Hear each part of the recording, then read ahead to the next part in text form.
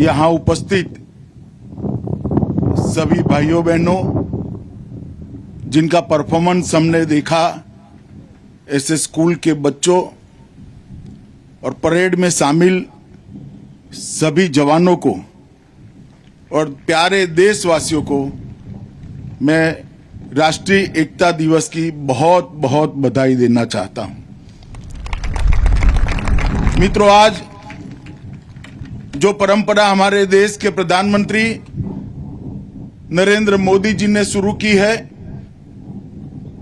हमारे देश के प्रथम गृह मंत्री और लौह पुरुष सरदार वल्लभ भाई पटेल के जन्मदिन को राष्ट्रीय एकता दिन के रूप में मनाने की आज हम इसको आगे बढ़ा रहे हैं। परंतु आज इस राष्ट्रीय एकता दिन का एक अलग महत्व भी है, क्योंकि ये राष्ट्रीय एकता दिन आजादी के अमृत महोत्सव का दिन है।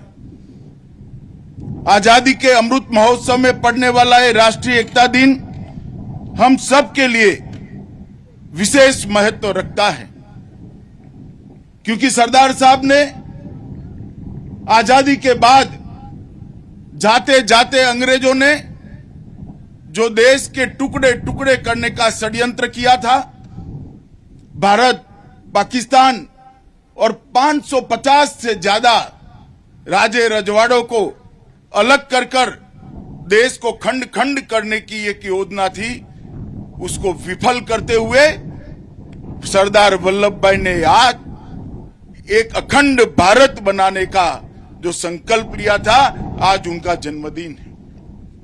और आजादी का अमृत महोत्सव, आजादी के 75 साल जब समाप्त हो रहे हैं, उस वक्त देश के प्रधानमंत्री जी ने आजादी का अमृत महोत्सव मनाने का निर्णय किया है। अमृत महोत्सव मनाने के लिए एक और तो 15 अगस्त सन 47 से लेकर आज तक हमारे सामने कई सारी उपलब्धियां, कई सारी सिद्धियां पड़ी, कई सारे संघर्ष, कई सारे बलिदान हमारे सामने पड़े हैं। उसको लेकर आगे देश कैसे बढ़े, इसका संकल्प करना है। और दूसरी ओर 1857 से लेकर 1947 तक, 1857 से लेकर 1947 तक आजादी का हमारा जो संघर्ष रहा, अनेक प्रकार के आजादी की लड़ाइयां लड़ी रही, हजारों लाखों लोगों ने अपने बलिदान दिए, कई लोगों ने अपना सर्वस्व न्यौछावर किया। ऐसे जाने अनजाने सभी स्वतंत्र सेनानियों को श्रद्धांजलि भी देनी है, उनको याद भी करना है और उनके बलिदानी जज्बे से प्रेरणा लेकर बच्चों और युवा पीढ़ी को आगे देश के निर्माण में लगाना भी है। इसलिए आज इस राष्ट्रीय एकता दिवस का एक अनूठा महत्व है। मित्रों, आज सरदार पटेल की जन्म जयंती है। मैं पूरे देश में करोड़ों देशवासी जो कार्यक्रम देख रहे हैं, इस सब को बताना चाहता हूं, सदियों में कभी कोई एक ही सरदार बन पाता है, और जब सदियों में कभी कोई एक सरदार बन पाता है, वो एक सरदार सदियों तक अलग जगाता है। आज हमारे सामने सरदार साहब नहीं है, मगर परेड करते हुए जवान, सांस्कृतिक कार्यक्रम रजू करते हुए हमारे बच्चों के चेहरे पर जो भाव था, वो सरदार पटेल का ही भाव था। सरदार साहब की दी हुई प्रेरणा ने ही आज इस देश को एक और अक्षुण्ण रखने का काम किया है, और आज उनकी प्रेरणा देश को आगे ले जाने के लिए हमें एकजुट रखने में सफल हुई है। मित्रों, ये केवड़िया कोई एक जगह का नाम नहीं है, एक तीर्थ स्थान बन गया है, राष्ट्रीय एकात्मता का तीर्थ स्थान, राष्ट्र धर्म का तीर्थ स्थान, देशभक्ति का तीर्थ स्थल और आज ये आसमान को छूने वाली सरदार साहब की मूर्ति पूरी दुनिया को संदेश दे रही है कि भारत का भविष्य उज्जवल है। भारत की एकता और अखंडता को कोई क्षत विक्षत नहीं कर सकता। ये संदेश जो सरदार साहब ने दिया है आज केवड़िया इसका दुनिया के सामने उद्घोषणा करता है। मित्रों, आज मैं आप सभी को ये कहने आया हूं कि सरदार साहब, उनका जीवन हम सब के लिए, बच्चों के लिए, युवाओं के लिए विशेषकर बहुत प्रेरणादायी। सरदार साहब ने एक गरीब किसान के घर में जन्म लेने के बाद बैरिस्टर तक की पढ़ाई कर कर अपनी कैरियर छोड़कर गांधी जी के आह्वान पर आजादी के आंदोलन में जुड़े। और जब देश आजाद हुआ, मैंने पहले कहा, ऐसे अनेक प्रकार के संकट देश के सामने छोड़कर गए अंग्रेज। एक और विभाजन का संकट था, एक और नई शासन प्रणाली को बनाने का सवाल था, एक और नया संविधान बनना था, और सबसे बड़ा संकट था 500 से ज्यादा रियासतों का भारत संघ में समावेश करना। मित्रों, सरदार साहब ने निर्बल होती हुई सेहत के रहते भी ये काम देखते देखते देखते समाप्त कर दिया। और जो लोग सोचते थे आजाद भारत खंड खंड बिखर जाएगा, उनके सारे इरादों पर पानी फेरते हुए एक अखंड भारत का निर्माण हमारे सरदार पटेल ने किया था। एक जमाने में आचार्य चाणक्य ने देश को एकजुट किया था, उसकी सदियों के बाद सरदार पटेल ने देश को एकजुट करने का काम किया। और इसी का प्रतिफल है कि आज देश गर्व के साथ विश्व के अंदर अपना स्थान मजबूत कर रहा है। सरदार का जीवन, उनका व्यक्तित्व, उनकी कृति हम सबको सदैव प्रेरणा और मार्गदर्शन देती है। सरदार साहब ही थे जिन्होंने आजादी के आंदोलन में किसानों की आवाज बुलंद की, सहकारिता की नींव डाली, और अंग्रेजों के सामने जो आजादी का आंदोलन चलता था उसका व्यवहारिक पक्ष, जिस नीतियों का पैर जमीन पर हो, इस प्रकार का व्यवहारिक पक्ष का नेतृत्व हमेशा सरदार पटेल ने दिया। और इसीलिए हरिवंश राय बच्चन ने सरदार पटेल के लिए एक कविता लिखी थी, पटेल देश के निगहबान है और पटेल देश की निडर जबान है। किसी भी बात को बेकाब तरीके से रखना, और वो जरा भी झिझकते नहीं थे। और इसलिए आज जब भारत माता का एक अखंड स्वरूप देख रहे हैं, वो केवल और केवल सरदार साहब के कर्म का ही नतीजा है, उनके दृष्टि का ही नतीजा है। मित्रों, जब सारे राजे रजवाड़ों को भारतीय संघ में विलय करना था, तब सरदार साहब की तबीयत कुछ ठीक नहीं चल रही थी।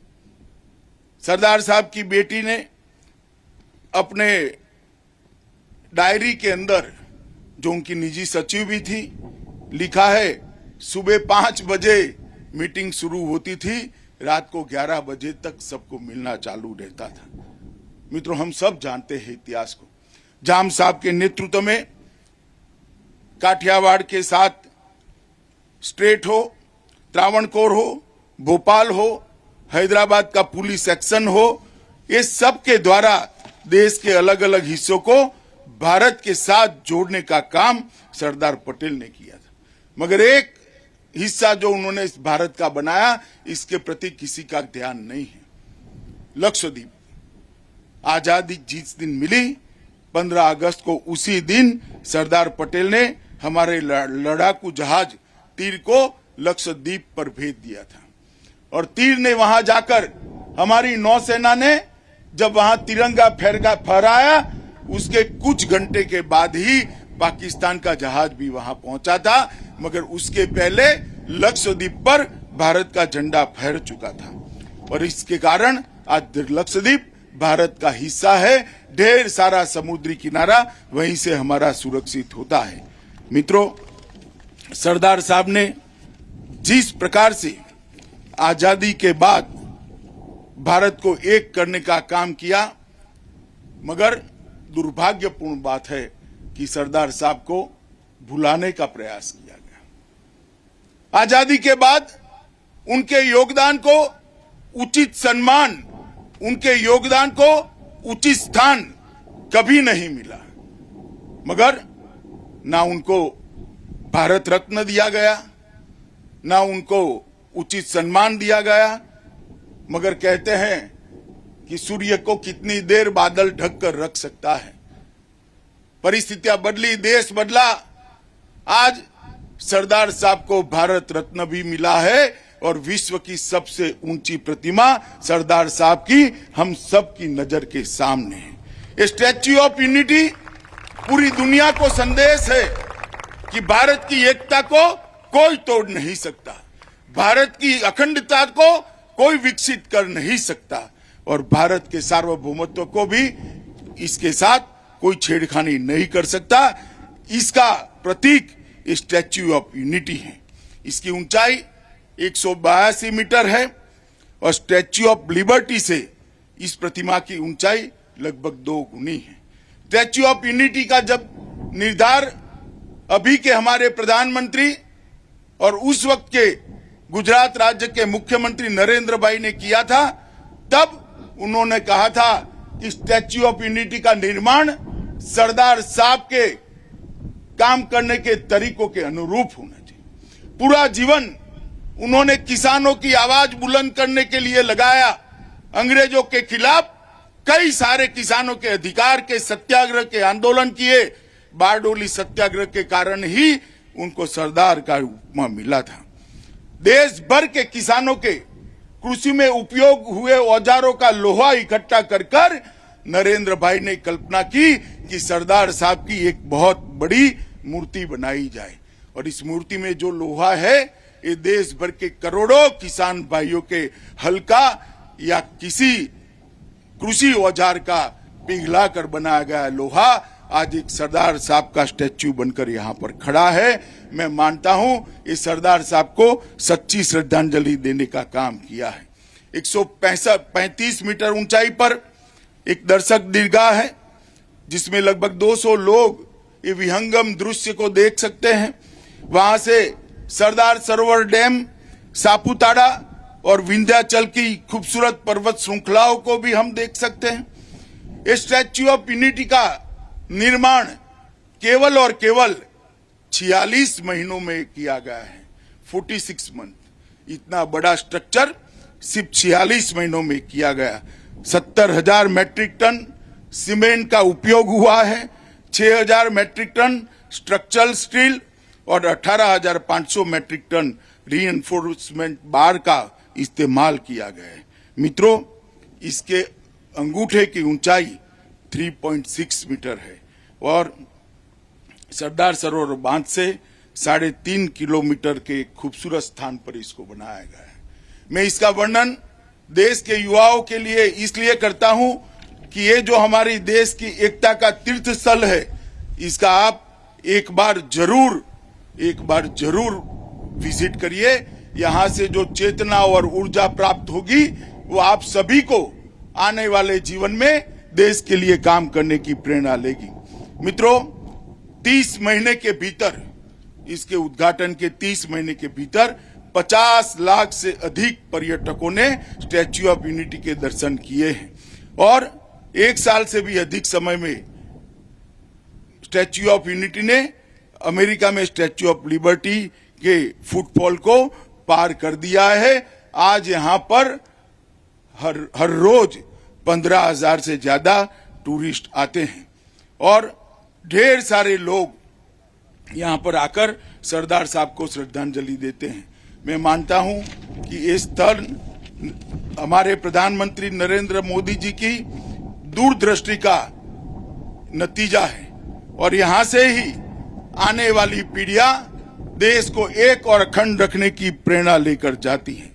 मित्रों, जब भारत में 2014 में बदलाव हुआ, मोदी जी के नेतृत्व में सरकार बनी, तब 2014 में प्रधानमंत्री मोदी जी के नेतृत्व में 31 अक्टूबर को राष्ट्रीय एकता रूप में मनाने का निर्णय किया गया, और इसलिए किया गया कि सालों तक आजादी के लिए सरदार पटेल ने जो संघर्ष किया वो सालों तक हमारी युवा पीढ़ी को प्रेरणा देता रहे।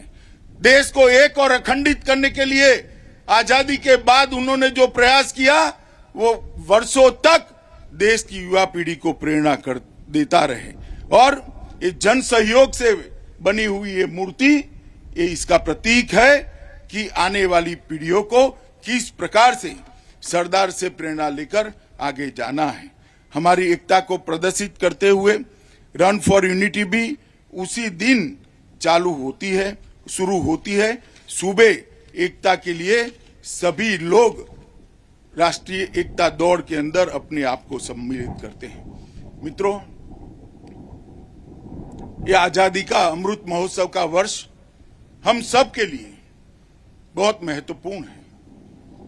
देश ने प्राप्त की हुई सिद्धियों का गुणगान तो गाना है, मगर 100 साल के बाद देश कहां खड़ा होगा इसकी संकल्पना और इसका संकल्प भी आज की पीढ़ी ने लेना है। जब आजादी के 100 साल समाप्त होंगे तब देश कहां होगा, इसका निर्णय, इसका संकल्प आज की पीढ़ी ने, हमारी देश की जनता ने और देश के युवाओं ने विशेष कर लेना है। इसलिए ये वर्ष हमारे लिए संकल्प का भी वर्ष है।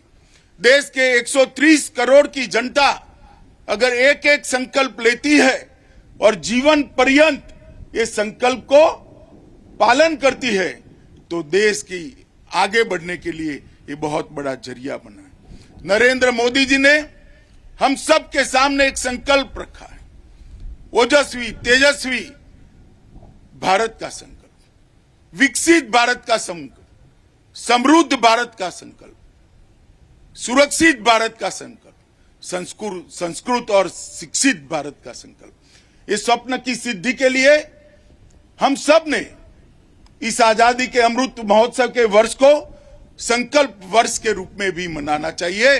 हम सब ने संकल्प लेकर देश को आगे बढ़ाने के लिए पूरा जीवन ये संकल्प का पालन करते हुए, पूरा करते हुए पूरा जीवन काम करना चाहिए। आप कल्पना करिए, एक छोटा सा बच्चा अगर एक संकल्प लेता है कि मैं मेरे अन्न की मेरी भोजन की थाली में एक अन्न का दाना भी जूठा नहीं छोड़ूंगा, देश का कितना बड़ा फायदा होता है।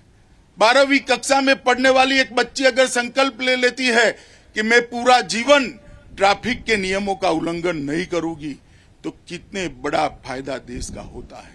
हम 130 करोड़ लोग आज एक राष्ट्रीय एकता दिन के दिन पर एक एक संकल्प ले तो 130 करोड़ संकल्पों का संपुट इस देश को आगे बढ़ाने के लिए निश्चित ही परिणाम लक्ष्य होगा। मित्रों, मोदी जी ने अनेक क्षेत्रों के अंदर बदलाव किए हैं। देश की सुरक्षा की बात हो, आर्थिक सुधार की बात हो, आत्मनिर्भर बनाने की बात हो, मेक इन इंडिया की बात हो, हर क्षेत्र के अंदर मोदी जी ने नए इनिशिएटिव दिए हैं और 7 सालों के अंदर एक अलग प्रकार का भारत का आशा जिसकी कल्पना सरदार पटेल ने की थी, ऐसे भारत के निर्माण की आशा 130 करोड़ के मन में जागृत हुई है। और विशेषकर देश के 60 करोड़ गरीबों के लिए ये 7 साल देश के 7 करोड़ गरीबों को समर्पित रहे। मोदी जी ने इस 7 साल में देश के 60 करोड़ गरीबों को भारत के आंदोलन के साथ जोड़ने का प्रयास किया है। आजादी के 70 साल तक एक गरीब 60 करोड़ देश के गरीब नागरिक कभी भी अपने आप को देश की विकास प्रक्रिया के साथ जुड़ा हुआ नहीं पाते थे। मोदी जी ने एक 7 ही साल में उनके घर में बिजली भेजी, उनके घर में शौचालय बनाकर दिया, उनके घर में गैस का सिलेंडर दिया, उनके घर में शुद्ध पानी पीने का पानी पहुंच रहा है। हर एक व्यक्ति के पास एक प्रधानमंत्री आयुष्मान भारत योजना का कार्ड पहुंचा, जिससे 5 लाख तक की स्वास्थ्य सुविधाएं पूरी फ्री ऑफ कॉस्ट कोई भुगतान करे बगैर आज अपने और अपने परिवार की स्वास्थ्य की रक्षा कर रहे हैं। और अब प्रधानमंत्री जी हर घर में नल से शुद्ध पीने का पानी पहुंचाने का अभियान भी हाथ में लिए हैं। देश के 60 करोड़ गरीबों को लगता है कि हां, मैं भी देश की विकास यात्रा का हिस्सा हूं। देश के 60 करोड़ गरीबों को लगता है कि हां, मैं भी देश के विकास में कुछ कंट्रीब्यूट कर सकता हूं, मेरा योगदान दे सकता हूं। ये भावना जो जगी है और 60 करोड़ गरीबों को और कुल मिलाकर 130 करोड़ नागरिकों को देश की विकास यात्रा के साथ, देश की एकता और अखंडितता के साथ जोड़ने का जो यत्न प्रधानमंत्री नरेंद्र मोदी जी ने किया है, मैं मानता हूं कि वो हमारे लौह पुरुष सरदार पटेल के स्वप्न को जरूर पूरा करेगा। एक ऐसा भारत का निर्माण करेगा जो दुनिया के अंदर अपना उचित स्थान प्राप्त करेगा।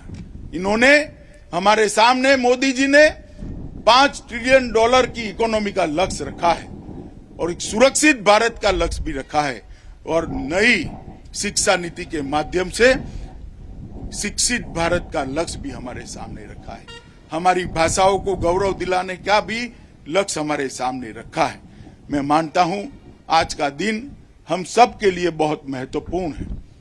आज राष्ट्रीय एकता दिवस के दिन पर, और वो एकता दिवस जो आजादी के अमृत महोत्सव में आया है, उस दिन हम सब संकल्प करें कि सरदार पटेल के बताए हुए रास्ते पर हम पूरा जीवन चलकर इस देश को एक मजबूत देश बनाएंगे, इस देश को सरदार के सपनों का देश बनाएंगे।